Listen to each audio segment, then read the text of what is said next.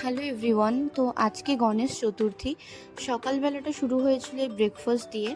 তো আজকে যেহেতু আমাদের পাড়ায় পুজো, কিন্তু আমি সকালবেলা যেতে পারিনি, আমার একটু কাজ ছিল বাড়িতে। আমি দুপুরবেলা গেছিলাম, আর এই হচ্ছে আমাদের ঠাকুর। তো এখন লাঞ্চ টাইম চলছে আর কি, সবাই খেতে বসে পড়েছে। আমিও খেতে বসবো, কারণ আমার একটু বেরোনো আছে। আর এখানে প্রসাদ বিতরণের মুখ্য ভূমিকায় ছিল আমার মা। তো আর এই চাল কলাটা, এটা হচ্ছে বেস্ট পার্ট সব পুজোর, আমার প্রচণ্ড ফেভারিট। তো এখানে খেতে বসেছিলাম, আমাকে প্রথমে দিয়েছিল ভোগ। তো ভোগে পায়েস ছিল, খিচুড়ি ছিল, আর একটা ভাজা ছিল।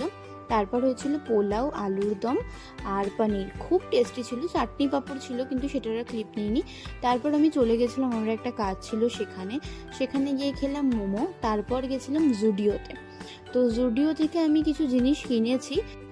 এবার একটু ম্যাঙ্গো শেক খেয়ে বাড়ি চলে যাব। আর তোমরা অবশ্যই জানিও ব্লগটা তোমাদের কেমন লাগলো। ফলো